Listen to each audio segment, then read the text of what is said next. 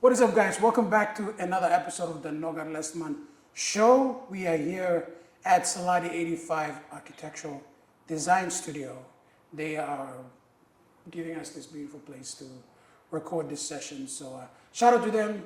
And I'm going to leave all the links in the description so you can find out what they're about, what they do. And get in touch with them if you need your house building. They do a whole bunch of stuff. I'll just pop it up on the screen so you can see. Anyway, without further ado, I want to introduce today's guest. He was making me nervous sitting across from me. His name is Benton Leme. He's a former rugby league player, former hunter, who is now transitioning into health and well-being coach, and is taking the whole holistic approach to weight loss, which is including science as well as science-based workouts, right? Yeah. He's got his own company now. It's called BLM CONSULTANCY. There's a lot to talk about today, and let's get straight into it. Please, Benton, for the audience, introduce yourself. Tell us what you're about. Yeah, thanks, man. Thanks for allowing me to be in this space. I really appreciate that. My name's, as you mentioned, Benton. My dad's name's Leme, but to be honest, I'm actually from Enga province. I like you introduced my company, BLM Vision Consultancy. I started it probably just February. I started last year, putting everything pieces together, and now operating since February till now. So, yeah, excited to come in the space of health and well-being, and just helping people to actually achieve the goals and the dreams that has been kept for so long. Because now, in that environment, we become so sedentary, and lifestyle is a huge problem, and a lot of people are dying. So, coming back from overseas, we can talk about that. Being down in Australia has also taught me a lot, and yeah, just in that football space as well, and wanted to pursue that space. So yeah, I'm actually now running that for the last 6-7 months now, and it's been really exciting, to be honest.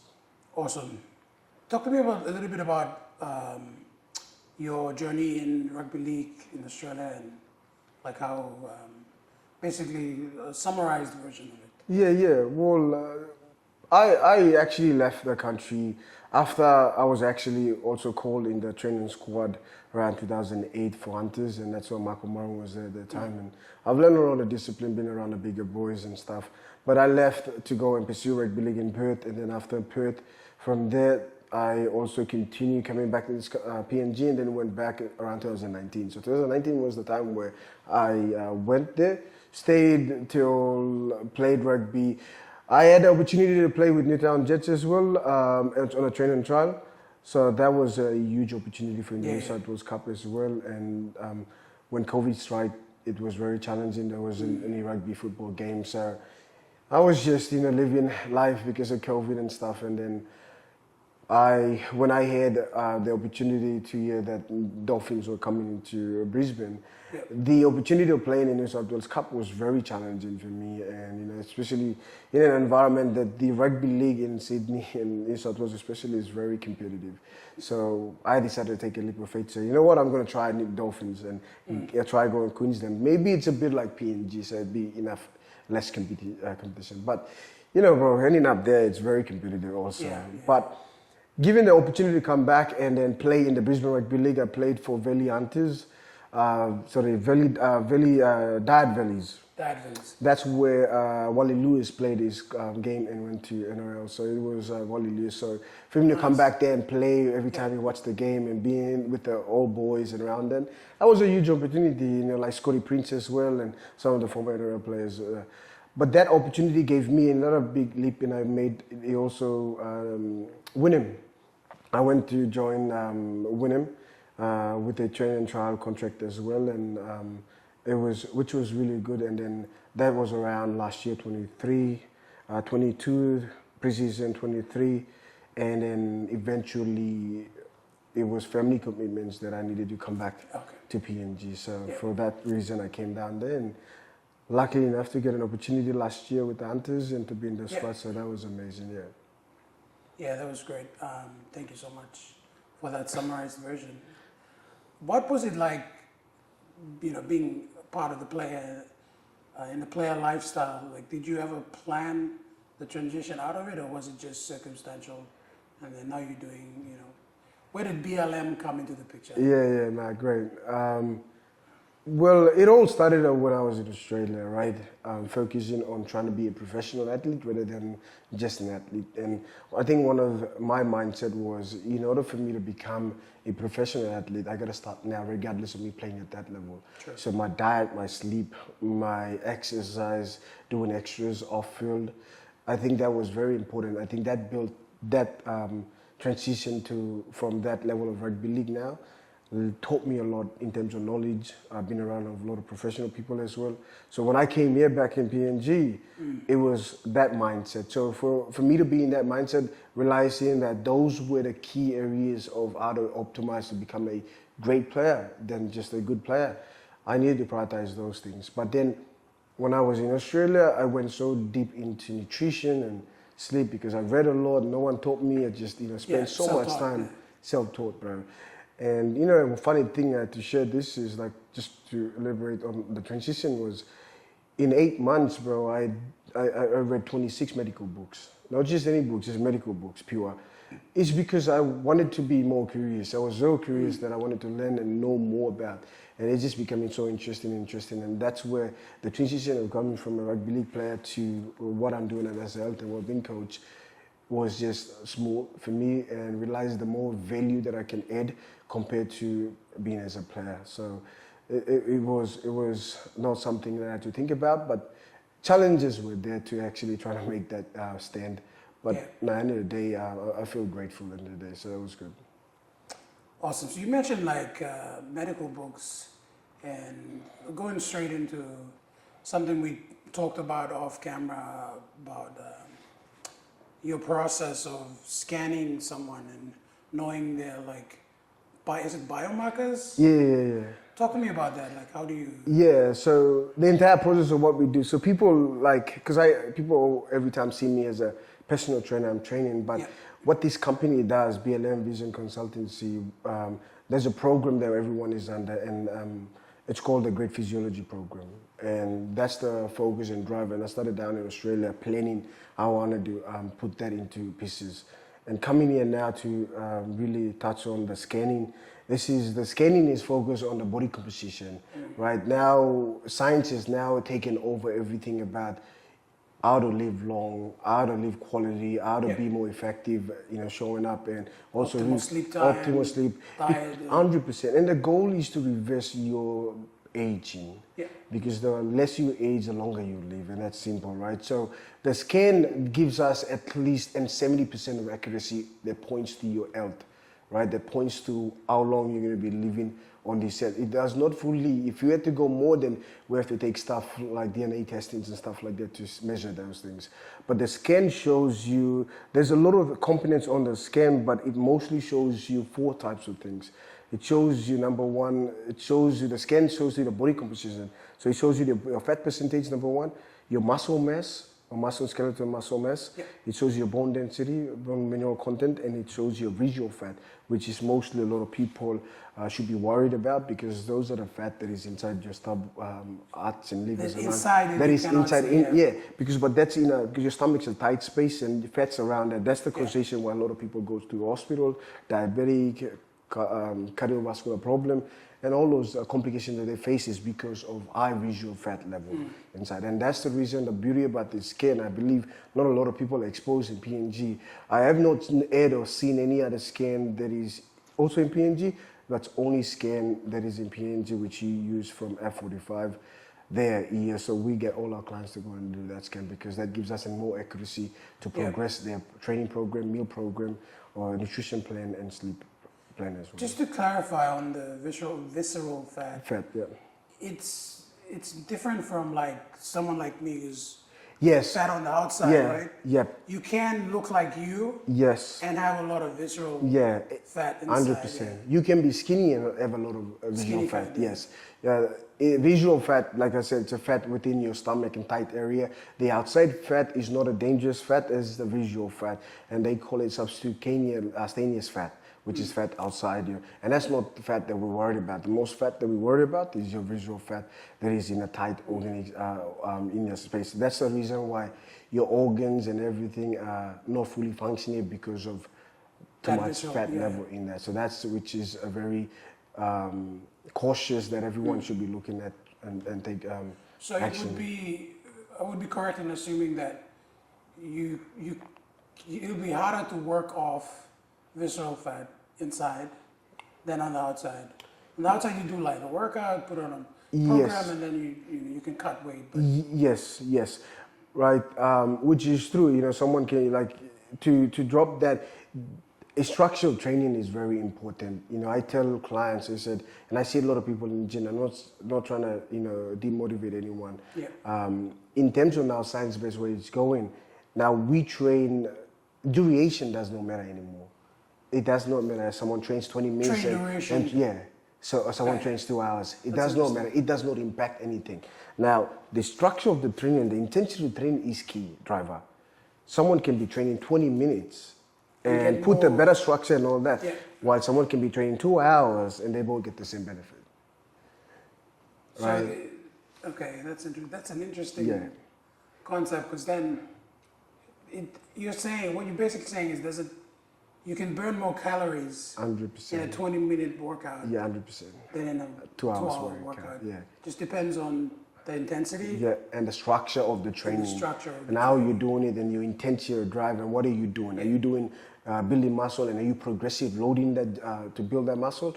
Or what are you doing? Someone, so it's just the knowledge behind that. Someone understand that can actually bring the most benefit outcome of someone who spent 2 hours in the gym. So, but consistency is key when you're actually putting that 20 minutes in the gym. Yeah. It has to be 20 minutes every day. No, entirely every day. I think the maximum you can do will be two days, 2 sessions a week. The best optimal, 2 sessions a week, or the best optimal would be 3 sessions a week. Now, studies has also come out and showing that a 20-minute workout also that drives a lot of impact, leaves the most benefit on the table for a 3 weeks benefit. So you can do a 3 weeks. So you can do a 20-minute exercise. The benefit lasts for 3 weeks. Okay, wow, that is interesting. Yeah. I know. So give us I know you charge people for this, and obviously you don't want to give everything away for free, but basics of a HIIT program, what would it look like compared to, say, a leg session where you're doing squats, Romanian deadlifts, leg lunges, give us a difference between the two. Yeah. So when you're going in, I tell most of the clients, you can train whatever you want. It does not matter. As long as those key things, you gotta understand that if your goal is to lose weight, now losing weight, you gotta ask the question, what is my goal be? Yeah, what is your goal? What is your goal? You can't just come into the gym and just want to work out. I just go to suffer. Yeah, so if you know where you want to go and what's your goal, that's very key. We got to identify that first. And you said, okay, I want to lose weight, right? Now, understanding the science behind this, the more benefit of losing weight is when you're building muscle. So muscle drives a lot of metabolism to break down fat and oxidize. Now, you should be prioritizing your program into building muscle. They both do not go end to end. Greater the muscle, greater the fat doesn't go together. When muscle builds up, fat has to go. It works always like that. So when you focus on building muscle, now the best thing about this, because I've seen a lot of people doing cardio, thinking that cardio will get rid of fat. Yeah. Well, actually it does not. It does it, but not in a healthier way. Because when you focus on just cardio, you also lose muscle. Yeah, and that is the then it eats up your glycogen levels, and then 100%, and then you come to a place where you're stagnant and you can't lose anymore. Yeah. Right now, you want to number one control your metabolism. Metabolism is controlled through your muscle. Mm. The greater muscle you have, the more better efficient the metabolism burns fat. Because your goal is this: you're not going to be training every day, 24 hours a day in a day. You want to train 20 minutes a day. So building that muscle, the process of building my muscle, which is called catabolic, and the process of building the muscle, which is called anabolic, You want to focus when you're resting. So the best thing about building muscle is that it does not happen, my fat does not break down while you're doing the exercise. It happens when you're resting. Right? Because it's burning after.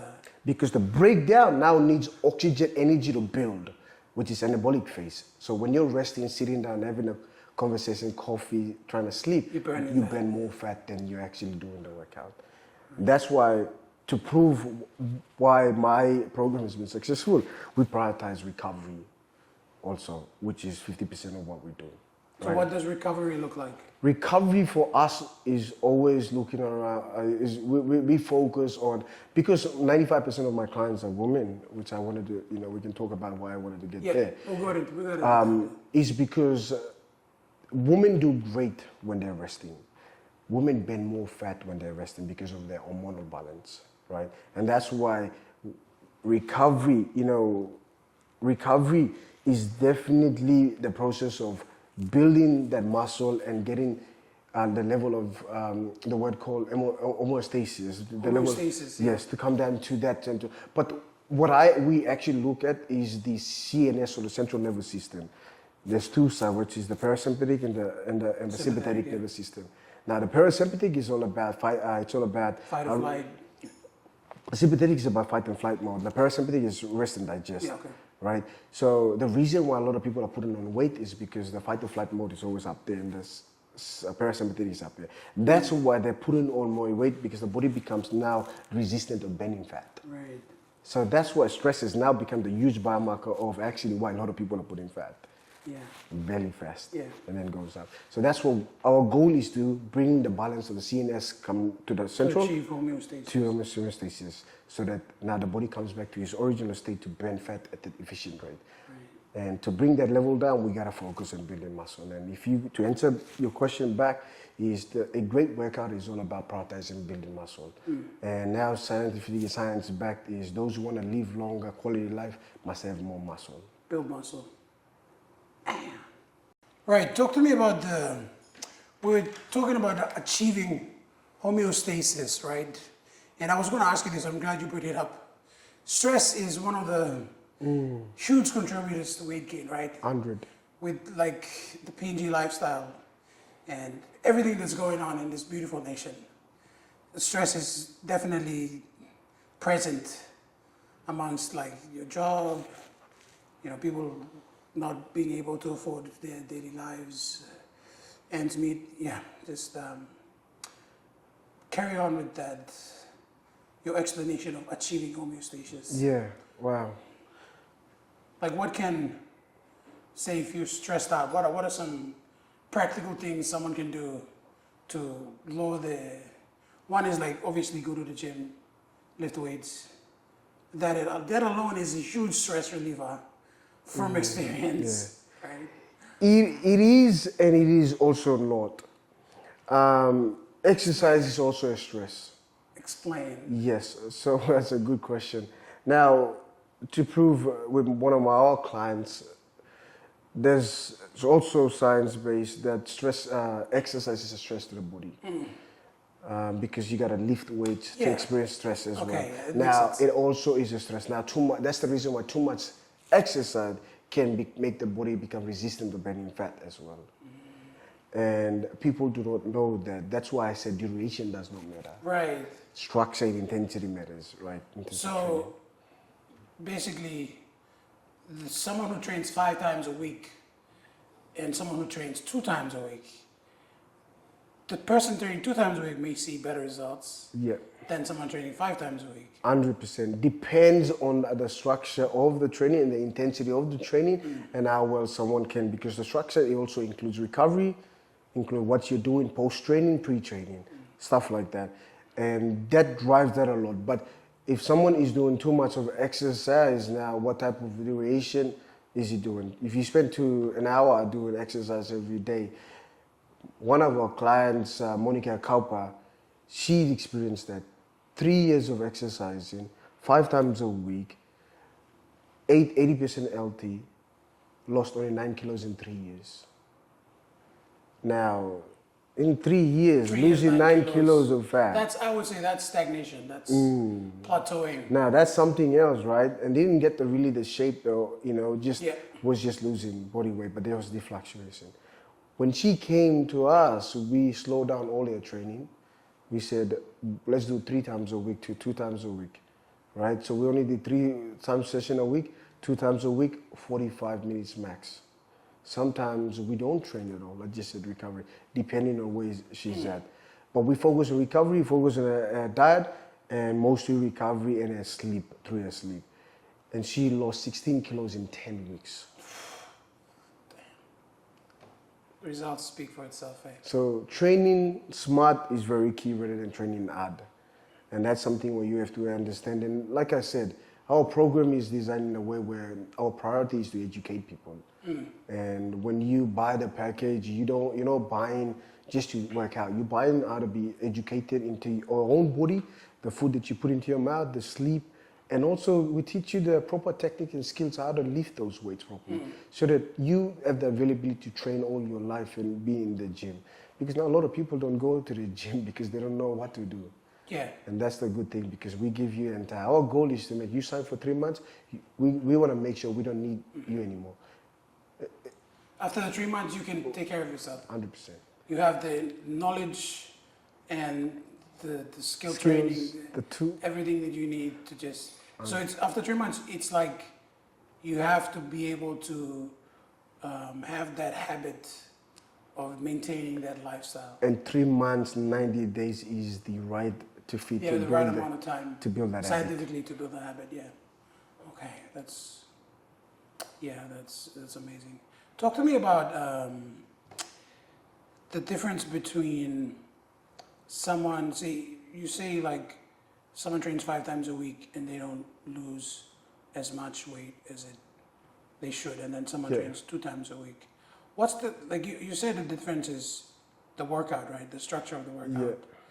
Would it be that if, say, the body would get used to the 2 times training, there's a idea that, not idea, but it's like some sort of, I don't know if it's like a belief or an idea, or I read it somewhere, but you can plateau, right? If your body do something for a certain period of time, it gets used to it, and it won't, there's no progress after that. Yeah.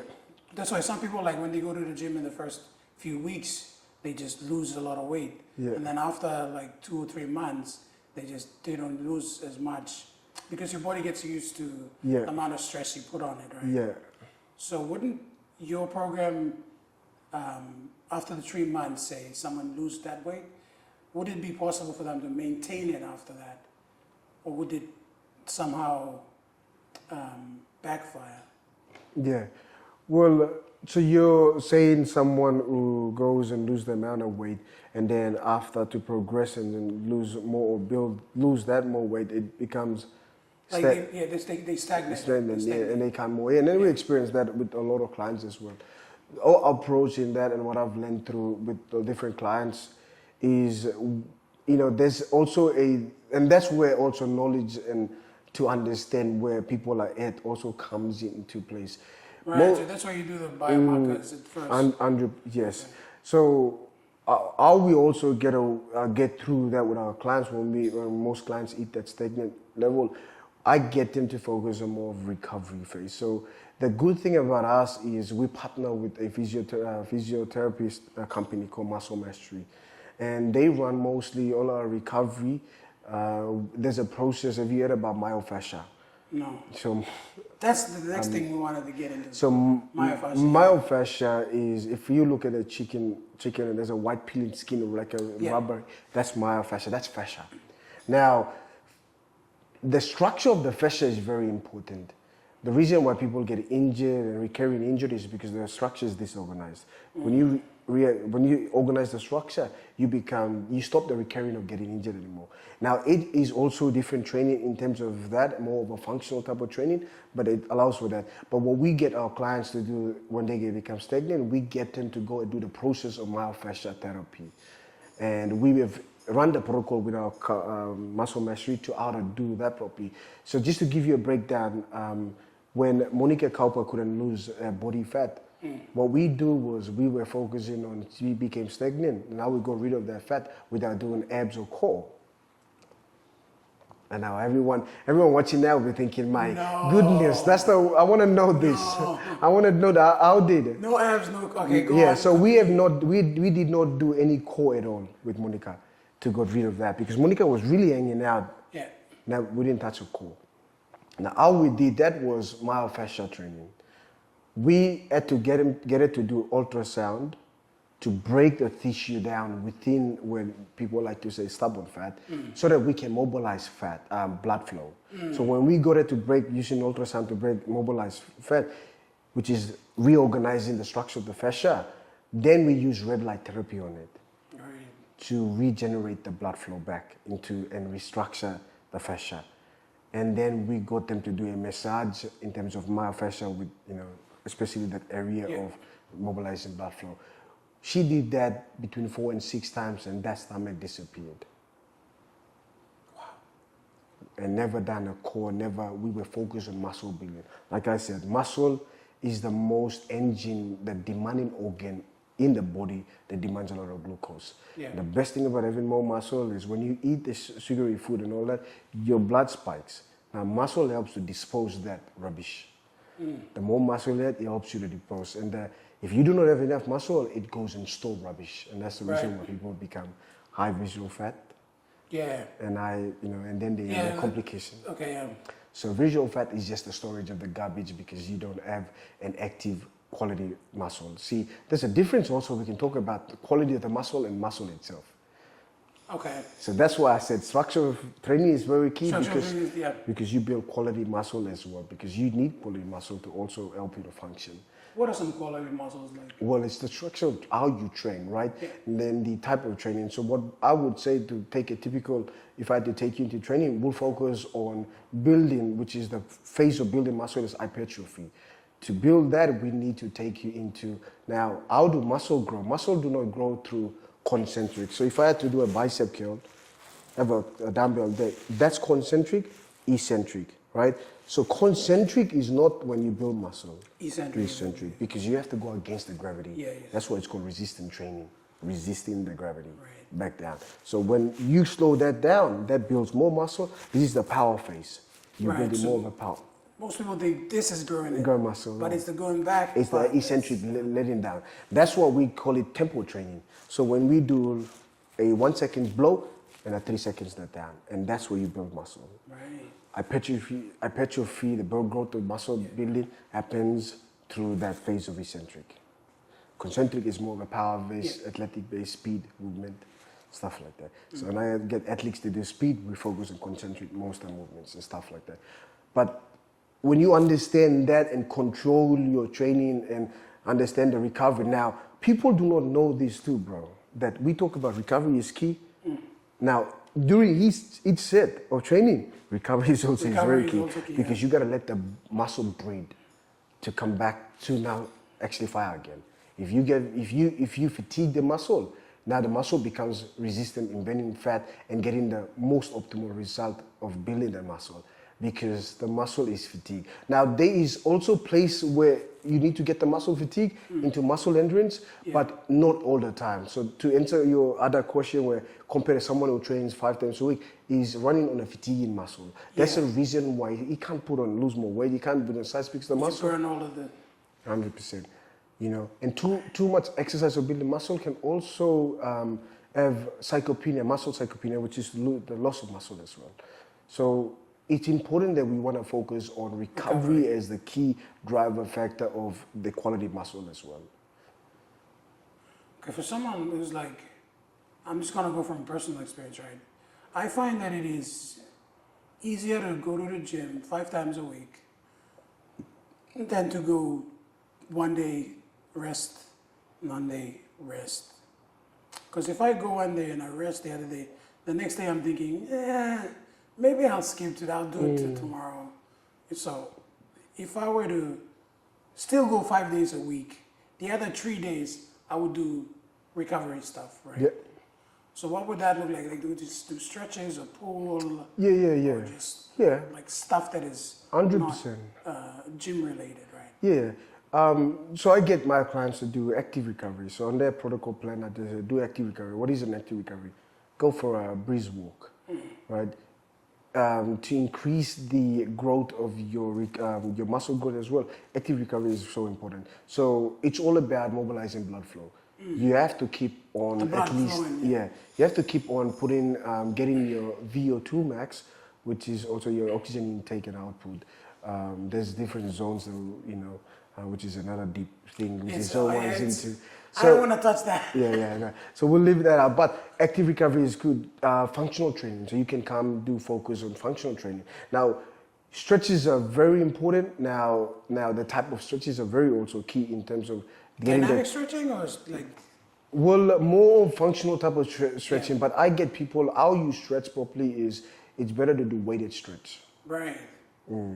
That's interesting because I've never heard that. Yes, because weighted stretches are loaded stretch, meaning that you lengthen muscle. Yeah, okay. Muscle aches happens to two reasons, whether you have weak muscle or tight muscle. It only happens to win. So if you have weak muscle, you gotta strengthen it. If you get tight muscle, you gotta lengthen it. And most of the time, because when we become sedentary, muscle always shortens. Yeah. That's what we have to lengthen. But you can't just lengthen by doing a stretch like this. You have to go over a load, so the load pulls you extra more, so you lengthen the muscle. And that's why all my clients has been successful in terms of sitting down, getting up, no knee pain, is because we've been lengthening muscle through functional training. That's why the thing about this program is it's called a great physiology program because we don't look at losing weight. We look at functioning. We look at, in oblique or in imbalance of your body. We get that back into that. So we focus on a lot of stuff. While clients come in and they want to lose weight, but we just focus on a lot of stuff. Yeah, so they come in with one goal to lose weight, but you take them on this journey of understanding their body. 100%. Which is essentially better, because then you're training them for longevity, right? Yes. So it's not like just something they come and they do and they can go and then come back and a week or 2 months off and they just put that weight back on and then man, it's incredible. I want to touch a little bit on fascia. I know it's like a big topic and it's really science-based and like there's a lot of information that people are just discovering about it, and it's still relatively new to the fitness industry. But what's your approach to fascia training and with your clients? Well, fascia training, 80% of fascia is sensory nervous system. It's connected to your muscles. So, example, the ability for me to contract the muscle showing definition like this, right? If everyone can see. Yeah. Without fascia, that will never give the definition. Right. Fascia covers the entire body, but sits under all the muscles. Yeah. For your muscle to react while fire, build, and grow is because of fascia. Because it's connected 80% to your nervous system. Information, mind to connection. Information needs to send to the brain. Brain needs to send back here.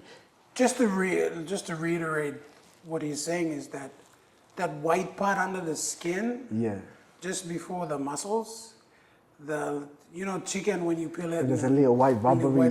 That's fascia. All over the human body, basically. Yeah. So there's a connection that you can make to it. Yes. Now, the reason why our bodies become sedentary and we lose function and we lose everything is because of the structure of the fascia. Now, the structure of fascia looks like a spider web. If you put the microscope to it, it's like a spider web. Now, the reason why muscle tear and all these problems about ache and muscle compensation and stuff like that is because of the disorganization of the fascia. That's why fascia training is so important to bring homeostasis as well, to restructure the fascia again.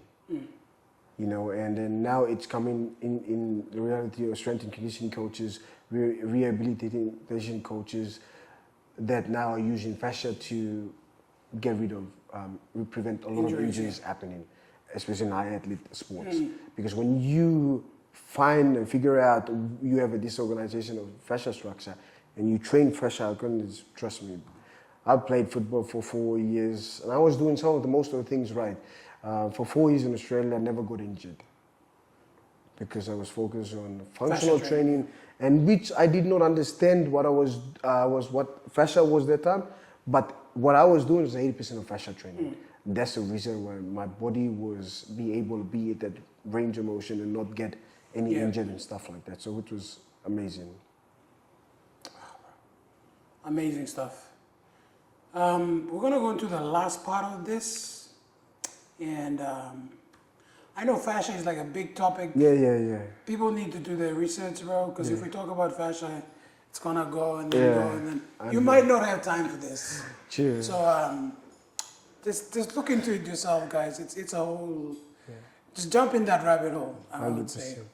But what are some basic lifestyle changes that someone can do to, like, if they're too intimidated to go into the gym 100%. or to get a trainer? Yes. What are some basic stuffs? Oh, the one thing, I said it before I started this journey, one thing anyone can do, like anyone can do it all, and it's free. If you come and ask me, Benton, what's the best way if I can optimize, get myself into order and optimize? One thing I tell all my clients is not exercise, it's not nutrition, sleep. Sleep. Now, it's free. Everyone has the time to sleep, right? I mean, yes, someone must say that I'm on night shift, understandable, but everyone has the ability to sleep. Now, sleeping longer is not optimal, but sleeping smarter in terms of focusing on yourself between 7 and 9 hours is the time where everyone should be getting. Now, if you're not getting enough sleep, studies has now proven that those who have 6 to 4 hours of sleep, lesser than that, increases their mortality rate of dying faster by 45%. So it's even worse than smoking, worse than drinking, oh my God, worse than any drug. and that's the reason why a lot of people are overweight quickly is because lack of They sleep. don't get sleep. Lack of sleep, by far. Now, if anyone wants to change their lifestyle, number one, stop sleeping. You will see the amount of changes your body will come down. Homeostasis, everything. The quality of your brain, the quality of your muscle, everything. Now, muscle needs sleep. Without sleep, you cannot grow muscle. So. No, sorry. I was gonna say sleep. There's like sleep is sleep, but there's different types of sleeping, right? Yes. You can do like a power nap. You can do like 6, 7, 8 hours. Yeah. And then there's just sleeping and deep sleep. Yeah. Talk to me about that. Yeah. So that's sleep has different level of cycle that you go in when you're sleeping. Now, the best optimal time to sleep is during the night, right? But the thing to drive those cycle into place is because the reason everyone should be focusing is deep sleep, right? Compared to REM sleep, which is rapid eye movement. Yeah, but I think I'm REM sleeping. Yeah, REM sleep. So, but deep sleep is key. But a lot of us nowadays are getting 2 hours average by sleep when they are spending 7 hours of sleep. Someone can sleep. Yeah, so someone can spend 9 hours of sleep and only get 3 hours of deep sleep. And then what? 5 hours, 7 hours, 6 hours is gone away because you were focused. Because most people sleep in light sleep. They in light sleep. Now, what's the key? Now, there's 2 things into optimizing sleep. Number one, 7 to 9 hours is very key. But the key driver that drives a lot of quality of deep sleep is the time you go to bed and the time you wake up. That consistency of going to bed is getting your brain to neutralize and being comfortable. Because when you give your brain a different time to sleep, that's where you miss out because he's still trying to wonder, am I going to sleep? That's why a lot of people spend too much time waking up because they're not giving the consistency to the time. You can sleep 6 or 7 to 8 hours, but focusing on the consistency of going to bed at 9 o'clock and waking up at 6 o'clock. When you stick to that, trust me, 3 days game changer. You just have to be consistent enough. Yeah, consistent for matters. your body to clock it with it. The consistency of going at the same time waking up is very key to anyone who wants to prioritize and change their life. Focus on those things. Now, there is pre-sleep and post-sleep as well. You need to, if you get pre-sleep and post-sleep in order, you will accumulate a lot of deep sleep. And that is key driver for everyone. Needs to know that deep sleep requires also pre-sleep and post-sleep as well. Okay, sleep, man. Like I've learned a lot today, honestly. That's awesome. You guys, can you share some of your case study photos so we can put it up? Yeah. People can have a look. I'll also I'll send it to you and you can put it up. And Yeah, well, we're talking about Monica, right? yeah. If Monica will be the best case study because I feel like it's the perfect case study to actually put it up there. Because Monica changed her sleep. The only problem with Monica was sleep was a big issue. She only had 5 hours of sleep. That's why she didn't get the result because she probably didn't get the full 5 hours. Because one of the most important things people are missing out, and that's the reason I have the privilege to work with also different lab companies. Now we do blood testing as well.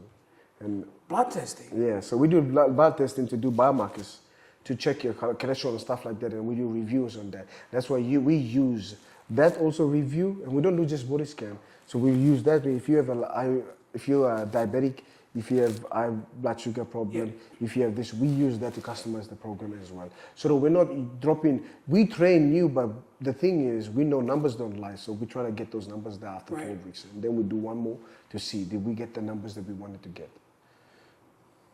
Like I said, holistic approach. 100%. Love it. And that's what I believe that, I have to be honest about it. This is the first of its kind in the country of Papua New Guinea, having someone to run a facility that holistically approach for getting people to live longer.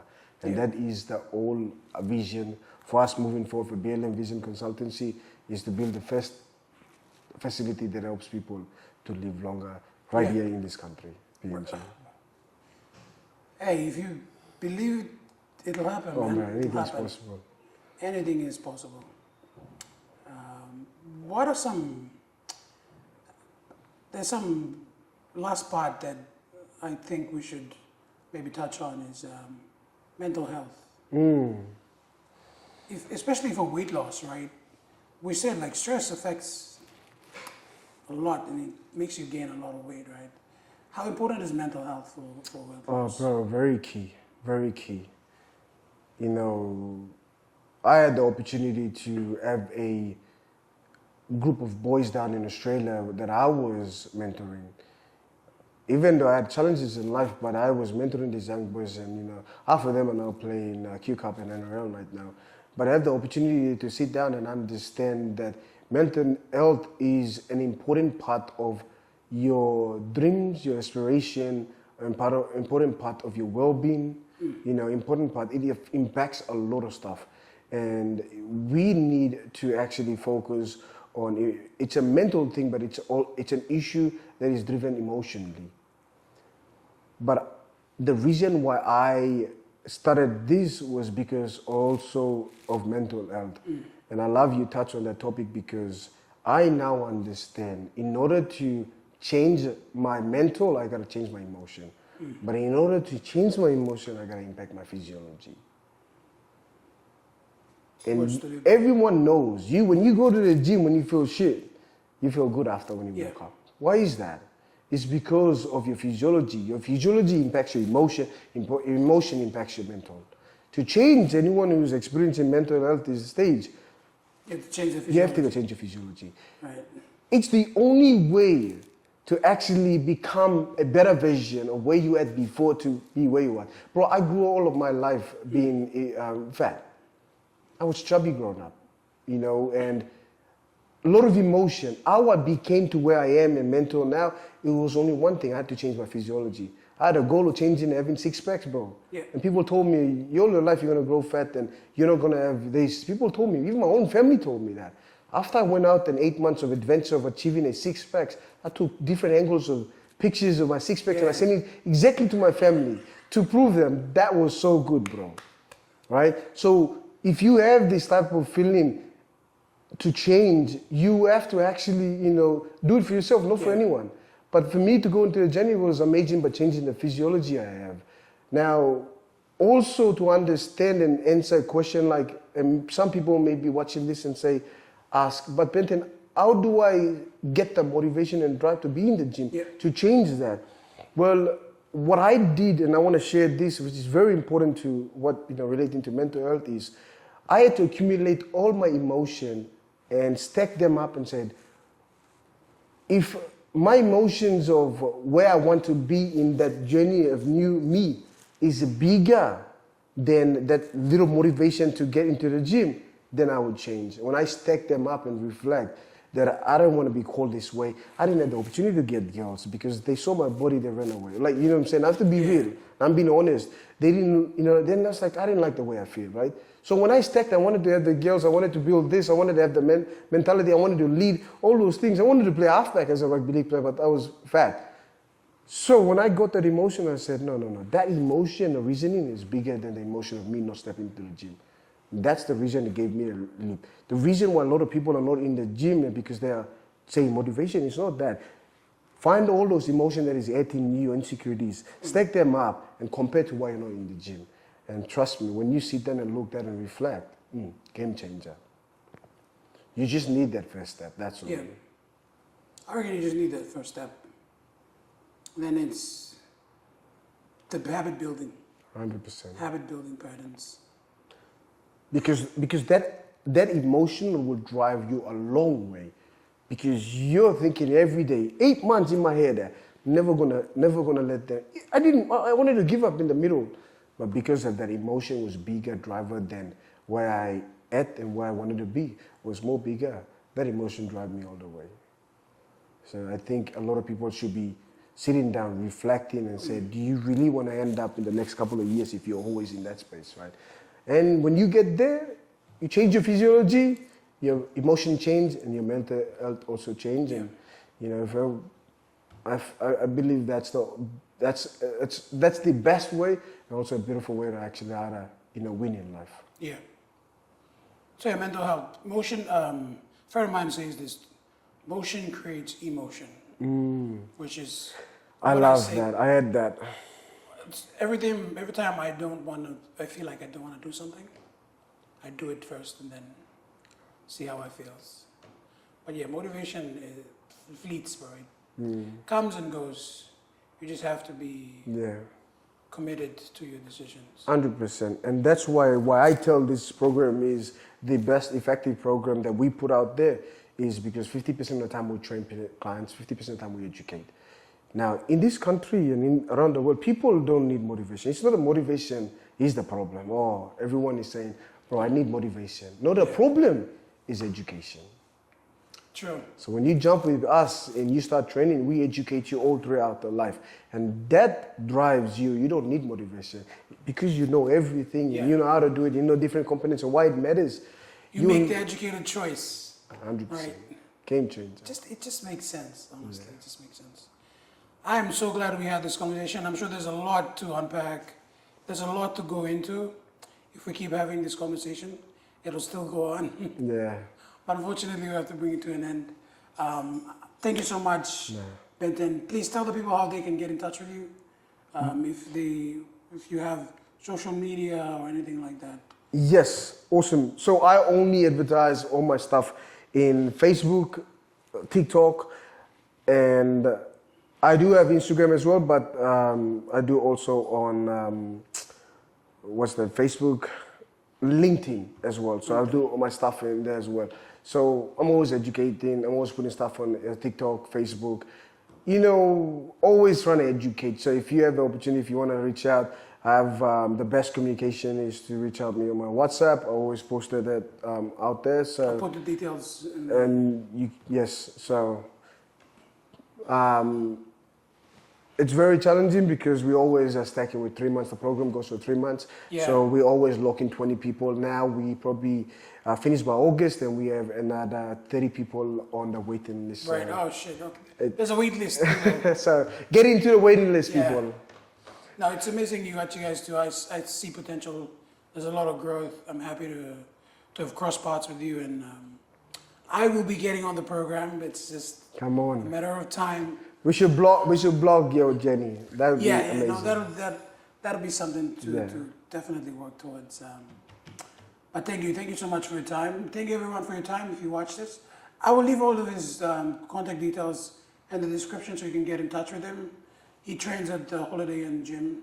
If you want to come say hi, come on down to the Holiday Inn Gym. Then, you'll see us there. Awesome, my brother. Thank you so much. Appreciate your time. Signing out.